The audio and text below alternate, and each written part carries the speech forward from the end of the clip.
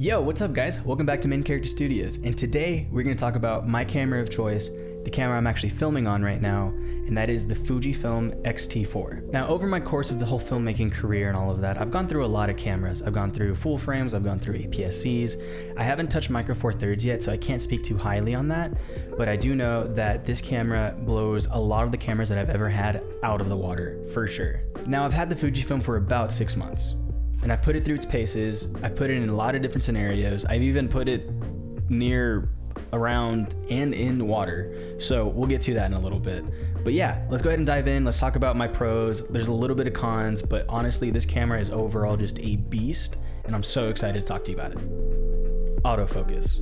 Now, one of the first things you're probably gonna hear about this camera, and one of the negatives about it, is the autofocus. But it also really depends on how you use it. Because while the autofocus can be very finicky and it can hunt a lot, it really just depends on how you plan on using the camera. Because for photography, the autofocus is just gonna work phenomenal. I mean, there's no reason why this camera does not outperform or perform just as well as the competition. But when it comes to video, I can see where people can have problems with it. But I feel like this also lies more in the lenses that Fuji creates rather than the actual camera itself. To explain that a little bit further, there are lenses that have a linear focus, which are more video prone. They have a linear focus, which means it's smoother to come in and out of focus, whereas opposed some cameras have an actual photography focus system, which kind of jumps a little bit more and isn't as clean and smooth as it could be. And because of that, I blame it more on the lenses than actually Fujifilm's autofocusing system, which could be improved, but I think at the end of the day, it's not completely the camera's fault. I will say where the camera kind of does fall short with the autofocus is in sit-down videos like this. Like I have a monitor up top, and I think it's been performing well so far, but in the past when I've actually filmed videos like this, I've seen it hunt, and I hate that. I usually leave it in manual focus, but to kind of put an emphasis on the autofocusing system, I'm gonna leave it the way it is, just so you guys can actually kind of see that. Stabilization. Now, stabilization is something that a lot of the people who go from the XT3 want to go to the XT4 for.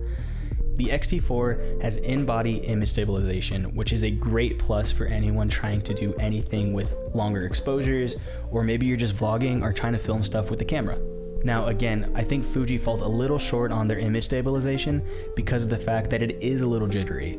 So there's kind of pros and cons to image stabilization. You can have it, you can't have it. I think if I were to think about it more harshly when I bought this camera, I probably would have thought more hard about the XT3 than I did the XT4. Now having time with the image stabilization, it does move the camera a little bit. Like, it seems very unorthodox and it seems very jittery, but there also are options in the camera itself to just completely turn it off so you don't have to deal with it. And I think that's what I do. I don't actually like to deal with it at all. I think to me, it just makes it look more natural. And yeah, that's just my opinion on it. The stabilization definitely comes in handy if you're trying to do photos though. In my experience when taking photos with this camera, it's been insanely helpful. Lowering that shutter speed in that kind of darker scenarios has been immensely helpful because it helps the shots come out more clearer, more sharp. It has less blurriness to it. It's just overall, I think that is a huge improvement in photography aspect. Overheating. Now you might hear this every now and then, but I have never personally had any problems with this, and that's overheating. I don't know where that comes from. I don't know if you guys are filming in an oven, but I have never had a problem with overheating or even come close to it. Again, I film videos like this, so the camera is filming 4K the entire time. Granted, it's not 4K 60, but 4K still does quite immense pressure on the camera itself, and I have never had problems with it. So again, take it with a grain of salt. I live in Texas, which is pretty hot anyways, so again, use your best judgment. I've never had a problem with it. I don't think you should either, so yeah. The build and ergonomics. The build and ergonomics on this camera are phenomenal. I love that retro feel that this camera gives you. It kind of throws it back to like the roots. You know, I think that nowadays when people are shooting photography or filming videos, they are trying to make these things that they're doing look like film. That's just kind of the industry standard. The whole time they're filming on these digital cameras, but they add grain to it. They add kind of a less contrasty look to it, and that's all reminiscent of film. Like, the whole industry is just trying to replicate film. So the fact that this camera kind of keeps it to its grassroots is really, really cool. Also, I think if you just have it as a prop in your photos, I think that just adds to the photo. I mean, it's kind of like shallow, but at the same time, it's something to look out for. The whole camera is water resistant, and I think that is a huge plus because it just makes the camera feel better built. It's made of completely a metal, and it has this rubber that's very texturized, which means it's not gonna fall out of your hands very easily. And I think having those dials on top is just like a fun, more immersive way to be in what you're doing. Like, you know, if you're taking photos and you mess with the top dials, it just feels more fun. It feels more like you have more control over what you're doing, even though you would have control using dials. It just, for some reason, having to turn that stuff, it adds so much more value to what you're doing. And then also, one of the biggest upgrades from the XT3 to the XT4 is the battery life. The battery life is insane. It has a new battery, which makes it last a whole lot longer. I think it was like 40% longer. I think on a full day shoot, I might have to switch to a second battery. And when I switch that battery, I probably only get like 10% down from it. So I might go to like 90% after using it, but that is insane. This is the best battery life in a camera that I've ever had. APS-C. And my answer to you guys who think APS-C is wrong, get over it. In my opinion, full frame versus APS-C, it's more a matter of like, how nitpicky do you want to be? Because with APS-C, there is like the whole controversy of like not getting shallow depth of field, but you can do that with APS-C. I don't get people's gripes over it. Now, again, I think full frame has its own place. I think if you're filming like a movie, full frame is going to have like a lot more benefits to it, having more field of view, getting more in the frame. But at the same time, with APS-C, you can do that by getting, you know, a wider lens. And because of that, a lot of the lenses that are made wider for these APS-C and even Micro Four Thirds don't have that like bending effect because they're made for these specific type of cameras. So at the end of the day, I think it's more of a you question. Do you really want full frame, or does it not matter to you? Can you do APS-C and be completely okay? In my line of work, APS-C does more than enough for me. If I need something wider, I just switch to a wider lens. That's literally it. Picture quality. The picture quality that you get from this camera, that this camera produces, is insane. Both photo and video are tack sharp. I'm actually extremely surprised that the video on this camera is as good as it is, because I've never, ever seen a camera at this price point produce something that high quality as it does. The 4K footage on this is just so sharp, it's so smooth, and then the roll off in the highlights is insane. I don't know how Fuji does it, but they do it so well. Another really good pro to this camera is it's so customizable. In terms of the video codecs, you have 4K 60, 4K 24, you can go up to 1080 and 240 frames a second, all in 10-bit. You know, you can shoot in 4K 422, which just is immensely helpful when coming to editing and like color grading. 10-bit is so helpful when color grading. It just gives you more flexibility in post to be able to get more out of the shadows or bring more out of the highlights. I keep repeating myself, but it's insane. I am so happy that this camera at this price point is able to do that. I don't know any other camera on the market right now that can do that at $2,000. One of the things you'll probably hear the most when it comes to Fujifilm is their colors. Their colors are unbelievable. I mean, to be honest with you, they don't stack up to anyone else. Fuji colors are just in its own league.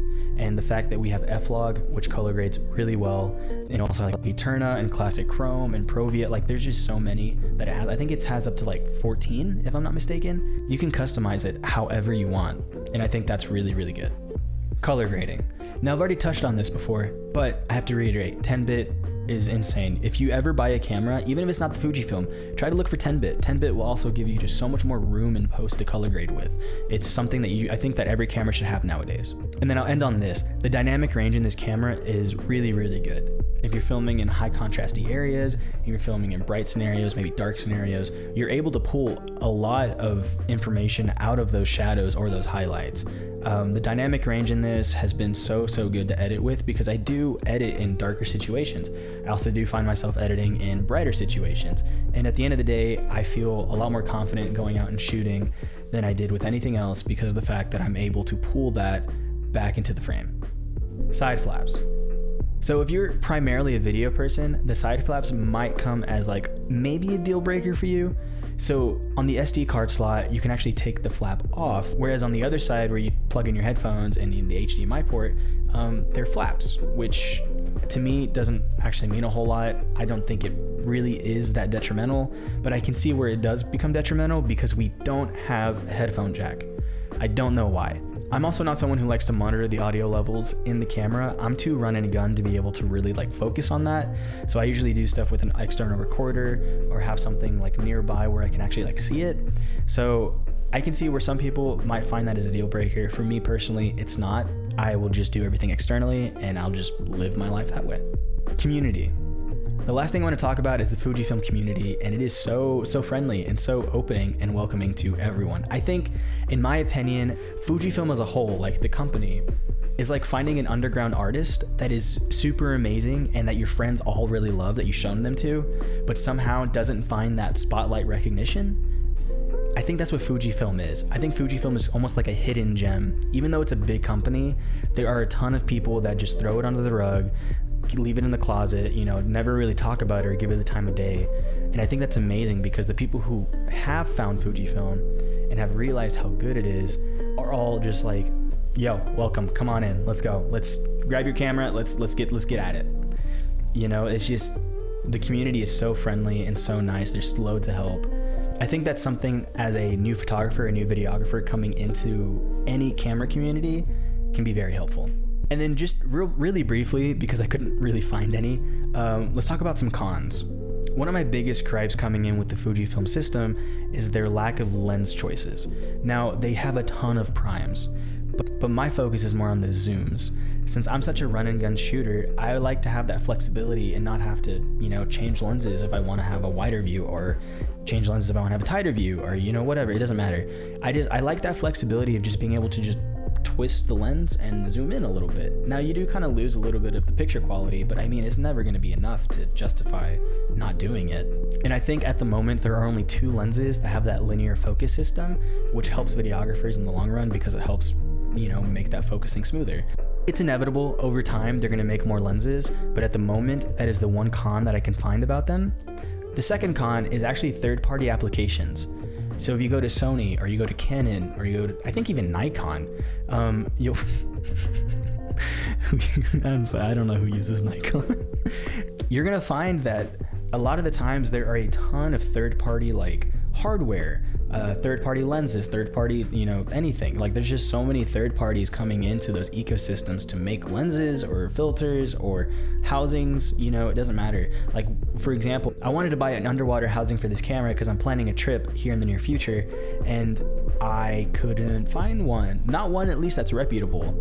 One of the companies that I reached out to ask to see if they had an XT4 underwater housing was like, oh, we see that, we're actually in the works of it right now, but it probably won't be ready in the next like 2 to 3 months. And I'm like, are you serious? I plan on going on this trip in like a month. I was like, so I might actually have to like brace it and use like a cheap one. We'll find out. I'll let you guys know how that goes. But yeah, that's one of my biggest gripes as well, is just not having third-party applications. So yeah, those are my thoughts on the XT4. Do I recommend this camera to beginners? Absolutely. If you could, this is a camera at the price point that it's giving is just unbelievably amazing for everything that you can do with it. You have 4K 60 at 10-bit. You have 15 frames a second when shooting photography. You have image stabilization. You have an autofocus system that works kind of well.